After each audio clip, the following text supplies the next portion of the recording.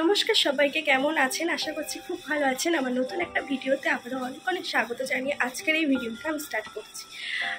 আগের দিন দিদা এসেছিল, তো কালকে তো কোনো ভিডিও করা হয়নি। আজকে ভেবেছিলাম একটা ভিডিও করব, বাট সকালবেলার থেকেই আমি এসেছি মোটামুটি 10টার দিকে। এখন ওই 11টার মতো বাজে। আমি স্নান করে ঘরটর গুছিয়ে মুছে একদম ফ্রেশ হয়ে নিয়েছি।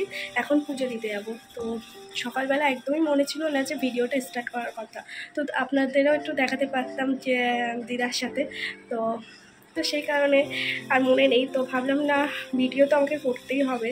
তো মনে নেই বলে যে আজকে আর ভিডিও করবোই না, তা করলে আমাকে হবে না, কারণ আমাকে আবার পরের দিনে একটা ভিডিও আপলোড দিতে হবে।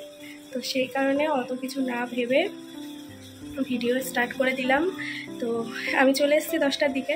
তাহলে সারাদিন দেখতে থাকুন আজ কী কী করি।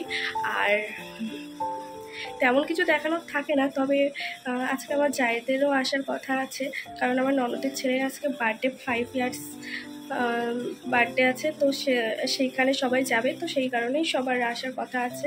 তো চলুন তাহলে আমি এখন পুজো দিয়ে নিই। পুজো টুজো দিয়ে খাওয়া দাওয়া করে এখন রান্না টান্না কী হবে সব কিছু দেখে তারপরে আবার কথা হচ্ছে, কারণ আমি সকালবেলার থেকে ব্যস্ততায় ভুলে গিয়েছিলাম ব্লগটা স্টার্ট করার কথা, কারণ এখনও একটু ব্যস্ত আছি, তো সেই সময়ও ভিডিও করতে পারবো না। তো একেবারে একটু ফ্রি হয়ে আবার আপনাদের সাথে কথা হচ্ছে।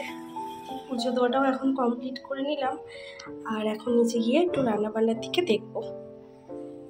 যেহেতু আমাদের রাতে নিমন্ত্রণ আছে, তো ওই জন্য দুপুরবেলার মতো মোটামুটি একটা রান্না হচ্ছে। এই মাছের ঝোল হচ্ছে, আর ওইদিকে মামনি করেছিল ডাল আর আলু ভাতে ছিল। তো খুবই সিম্পল একটা রান্না, তো ওটাই হচ্ছে, সবাই মিলে ওটাই খেয়ে নেব দুপুরবেলা। আর আমার ভয়েসটাকে একটু ইগনোর করবেন, কারণ আমার ভয়েসটা একদম ভেঙে গিয়েছে, কারণ আমার সর্দি লেগে ঠান্ডা লেগে এই রকম অবস্থা। যাই হোক, ওরা কিন্তু চলে এসছে। তো এখানে এই পুচকিটা আমার সাথে আর কি খেলা করছে, আর এদিকে ফোন দেখছিল। তো কি একটা প্রবলেম হয়েছে, তো আমাকে দিল, আমি আবার ঠিক করে দিলাম। তো ওইদিকে ফোনটা দেখছে, আর আমরা এদিকে কিন্তু রেডি হচ্ছি। আমি রেডি হয়ে নিয়েছি মোটামুটি, সিঁদুরটা পরবো আর টিপটা পরবো। তো একদমই রেডি হয়ে নিয়েছি। আর এদিকে আমার যারাও রেডি হয়ে নিচ্ছে, তো সবাই মিলে বেরিয়ে পড়বো।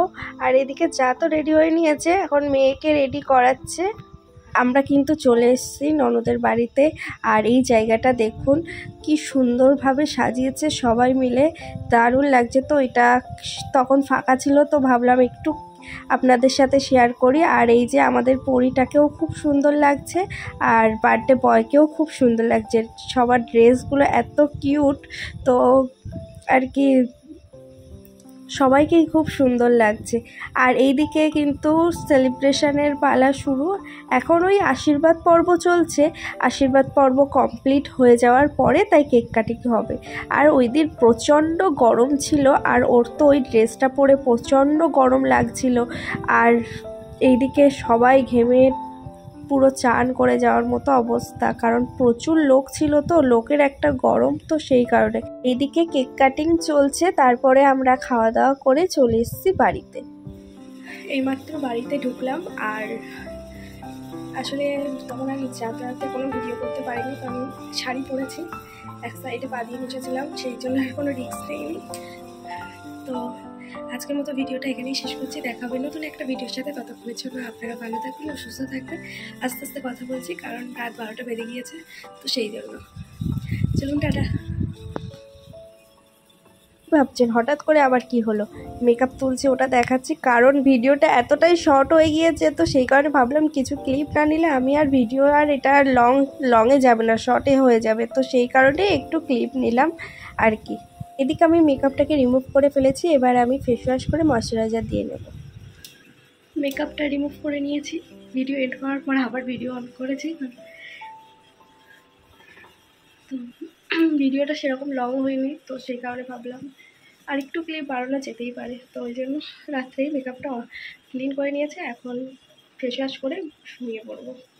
চলুন তাহলে, টাটা, আবারও টাটা।